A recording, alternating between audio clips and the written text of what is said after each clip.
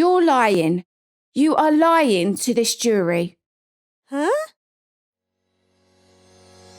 Well, that was a dramatic start to the video. Welcome! In this video, we're going to look at the skill of cross-examination, specifically putting your case. An advocate must put their case to the witness they are cross-examining. So, for example, if your case is that the witness is mistaken or is not telling the truth, then that must be put to the witness. Why is it necessary to put your case? Because it allows the witness the opportunity to answer or respond to the account or suggestion put to them. If you do not challenge the witness's evidence when cross-examining them, you are taken to have tacitly accepted that part of the evidence you did not challenge. There is a real risk that the judge will not allow you to challenge that part of the evidence when addressing the jury in your closing speech. In the following demonstration, the witness, Mrs. Patel, is about to be cross-examined by the defense barrister. The facts of the case appear on screen. Please pause the recording and read the facts. When you have finished reading the facts, resume the recording.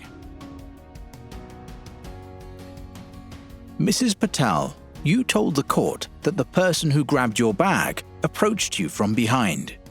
That's right. And that when you turned around, you saw the person's face. Yes. However, you told the court that everything happened very quickly. Yes, I did. And that the incident lasted no more than 5 seconds. Yes. So, you didn't have sufficient time to obtain a detailed description of the person. Yes, I did. Well, you were unable to recall the age of the person that grabbed your bag. Correct. You are unable to recall the color of the person's hair. That's correct, isn't it? Yes. You weren't able to tell the court what type of hairstyle the person had. That's right.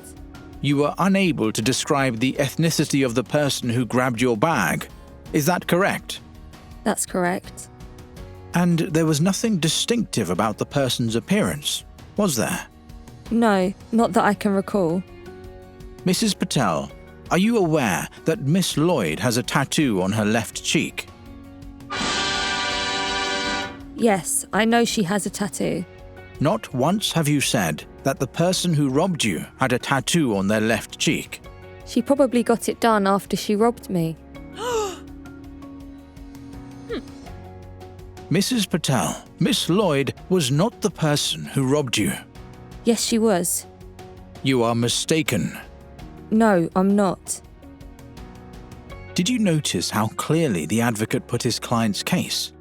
It was very clear to the witness and the court that the defendant's case was that the defendant was not the person who had committed the robbery, and that this was a case of mistaken identification. You now understand what is meant by putting your case. See you next time.